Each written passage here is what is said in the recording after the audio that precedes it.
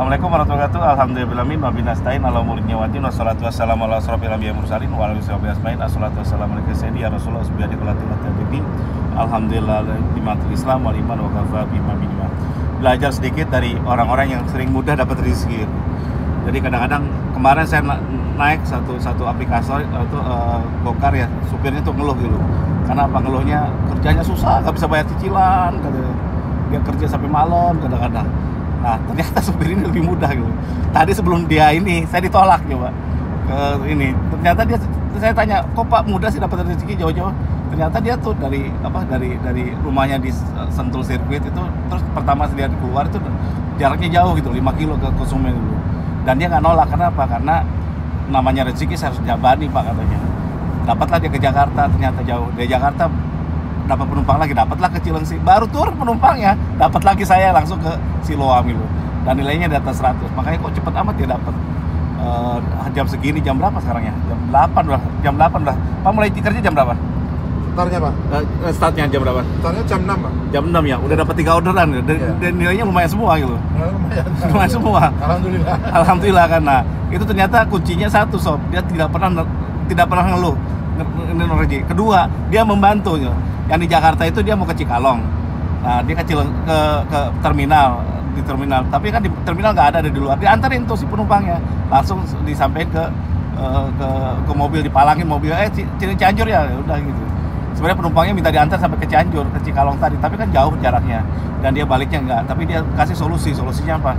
Solusi diantarin sampai bisnya, sehingga orang itu naik bis langsung. Itu membantu sob. Jadi kita ini bisnis membantu. Terus saya tanya ke dia tentang ini, Pak gimana? Pak udah dengar Uber belum Pak? Sudah. Kenapa bisa cepat dengar Uber Pak?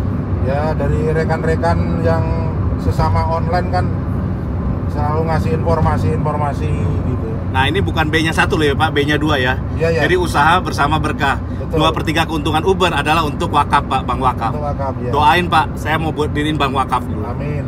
Bank Wakaf ini untuk membebaskan riba Pak. Jadi nanti intinya dalam bentuk bank bukan kayak konvensional, kita bentukin kayak ini Pak, kayak wakaf gitu Pak. Syariah.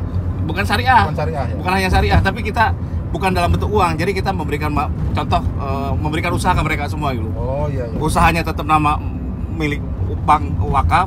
Iya. Nah, hasilnya boleh Pak nikmati gitu. Oh iya. Jadi kan tidak memberatkan, bukan pakai bunga gitu segala macam. Benar, Pak, ya. Dan tidak perlu modal Pak, kita yang modalin Pak gitu. Oh iya. Jadi seperti itu. Terus tadi saya ngomong sama dia, keberatan dia gimana sih minta saran. Jadi kalau minta saran tuh sob ya, jangan ke orang-orang yang hebat-hebat. Saya minta saran ke orang-orang kayak gini aja, supir langsung pelaksana langsung. Karena kenaikan 1%, 2% bagi dia kencang gitu. Ini naik 2% ke 22,5%, dia udah protes dia. Nah, kenapa protes Pak? 22,5%. Susahnya gimana? Ya jelas Pak, kalau 2,5% itu kan umpama dari penghasilan yang saya terima itu kan, kalau banyak sih mungkin nggak apa-apa, apalagi kalau ordernya sistemnya TikTok begitu, tidak memberatkan. Tapi kalau hanya sekali tok Jakarta balik lagi ngosong, itu 2,5% udah berapa liter BBM gitu loh Pak. Kan Bapak cuma naik dari 20% menjadi 22,5 kan? Iya benar. Cuman kenaikan 2,5% kok Pak, pengaruh banget tuh. Ya lumayan lah Pak, bukannya pengaruh, ya lumayan banget itu Pak kalau buat kita gitu. Oh gitu. Iya. Terus saran buat Bapak kalau Uber ini jalan di ride-nya atau di mobilnya gimana? Kira-kira berapa potongannya? Kalau ya saya bilang, apalagi Uber ini 1% pun tidak ada milik asing Pak, sama asing. Asli ya Pak. Asli dan milik Allah Pak, karena 2/3 untuk Allah, untuk wakaf. Nah menurut Bapak berapa saya harus kenain bagi hasilnya? Itu 10% itu udah sedang Pak. Sedang Pak? Sedang 10% itu. Waduh. Jadi 10% ya? apalagi bisa ke 7 gitu ya. Waduh. 7% umpamanya. Sok saya pikir 15% masih oke lah gitu, atau 20% dulu. Enggak, Pak. Dia mintanya 10% coba. Berat 15% lah Pak. Hah? Kalau 15% sistemnya kayak yang dulu-dulu itu, mungkin ada plus minusnya, imbal balik insentif boleh. Tapi kalau nggak ada, cukup 10% itu untuk biaya operasional cukup kok Pak. Cukup operasional itu. Mapnya lumayan loh Pak, saya juga jebol Pak kapan hari beberapa hari loh. Iya. Tapi kata Bapak 10% cukup ya katanya? Cukup Pak. Bismillahirrahmanirrahim. 10% sok mintanya, sok. Saya pikir tapi ini saya pertimbangkan. Nah, supaya apa?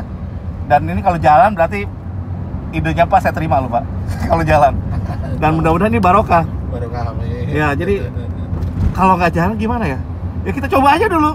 10% saya setting. Jadi bagi hasilnya 10. Tapi saya di rate itu 20% Pak. Di motor itu loh. Di motor 20%? Iya. Apa nggak marah nanti orang punya motor semua? Hah? Ya nanti bisa dibanding lah sama yang lain lah gitu. Ya, harus ada survei beberapa orang. Beberapa orang ya. Oh. Kalau menurut saya pribadi. Tapi kalau 20% jangan Pak ya? Kalau 20% berat Pak. Berat ya? Keadaan kayak begini nih. Kalau 20% kalau yang dulu-dulu itu kan ada imbal balik dari insentif Pak. Oh, terus? Iya kan dari insentif. Umpama kalau kita ngomongnya yang jujur aja Pak ya, jangan yang curang. Jujur ya. aja jujur. Maksudnya jangan yang pengemudi. Nah, di Uber tuh tidak ada insentif-insentifan Pak. Goror tuh nggak boleh, harga harus tetap. Betul. Mau jam sibuk mau gini. Nah, kelebihannya Uber itu syariah. Kenapa? Tidak ada goror. Jadi driver harus terima aja. Kalau jam sibuk ya dia tetap harganya segitu, nggak ada naik turun. Kalau di aplikasi kan naik turun Pak. Ya. Kalau pas sibuk kan naik turun. Nah, di Uber nggak ada. Terus kedua tidak ada iming-iming insentif karena memang kita fix itu. Supaya apa? Supaya tetap gitu. Jadi ya seperti itu yang terjadi gitu. Iya. Nah kata Bapak, oh ya udah jadi 20% jangan Pak ya? Jangan kalau 20%. Oh, siap. Saya pertimbangkan Pak ya, dari 10 sampai 15% saya pertimbangkan mana yang paling bagus ya. Oke Pak. Karena di ride sendiri itu 20% masalahnya Pak. Oh iya. Jadi itu saya ini kan jadi ya kita pertimbangkan minimal 15% lah. Saya set up dulu untuk awal ini ya. Iya. Kalau nanti 15% jalan cukup bagus baru saya pertimbangkan lebih lanjut lagi gitu ya. Oh. Nah sob gini, ini enaknya di Uber, enaknya perusahaan kayak kita startup kecil ini startup kan ya startup kecilan lah, kecil-kecil meskipun niatnya jadi besar, mudah-mudahan jadi 3 terbesar nanti di Indonesia. Nah kita ini saya ini berkeinginan apa ya, cara pengambilan keputusan harus cepat gitu. Makanya saya dari ini dan saya harus bersama, namanya usaha bersama berkah. Jadi manajer Uber itu adalah orang-orang mau tamatan SMP kayak SMA nggak masalah, yang penting mau kerja gitu. Jadi intinya itu dia, dan untuk drivernya kita udah banyak yang daftar gitu. Tinggal saya masukin aja ke ini mereka semua dan bagi hasil dengan mereka, dengan manajernya sendiri. Jadi tidak sentralistik supaya perusahaannya gede, enggak. Saya tidak akan jalankan ini kecuali kalau hanya Uber tok yang besar gitu. Ini harus lebihnya lagi Pak, di Shopee di Uber nanti Bapak bawa mobil gini, depannya bisa dipakai untuk jualan dagangan Bapak gitu atau istri Bapak gitu. Kue-kuehan kayak apa. Jadi Bapak bisa tawarin jualan karena memang di Uber ini drivernya itu saya jadiin usaha mikro Pak. UKM gitu. Jadi kalau Bapak termasuk Bapak bisa jualan Uber Pay gitu, token listrik segala macam-macam. Nah itu. Karena saya ingin mengajarkan mereka jangan hanya driver toh. Seumur hidup jadi driver ya susah gitu loh. Iya benar.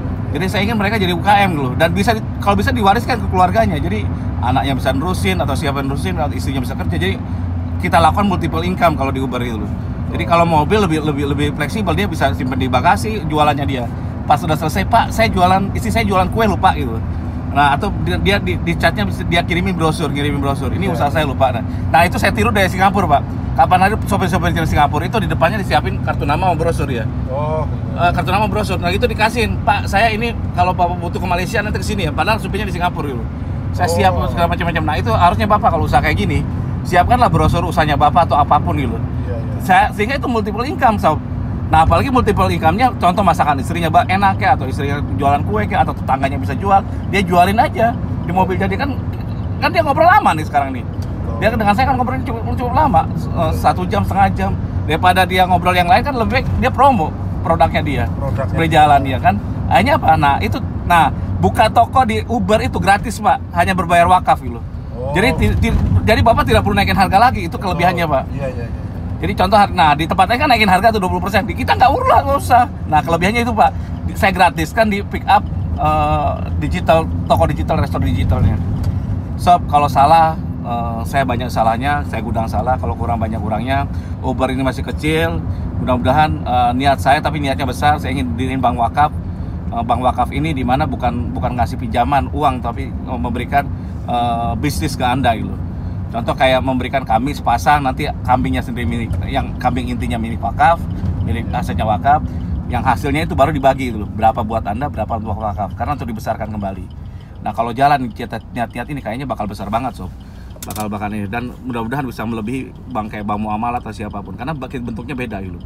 Dan bagi Anda yang kena masalah riba pun, itu kita sudah buat ini. Ada lembaga hukum LBH-nya, Indonesia Tanpa Riba dulu. Dan itu Anda masuk ke SKD prioritas. Kalau Anda bingung, masuk aja ke WA grup SKDA ya. Anda WA saya 081 55 75 004 kali. Demikian dari saya. Wassalamualaikum warahmatullahi wabarakatuh.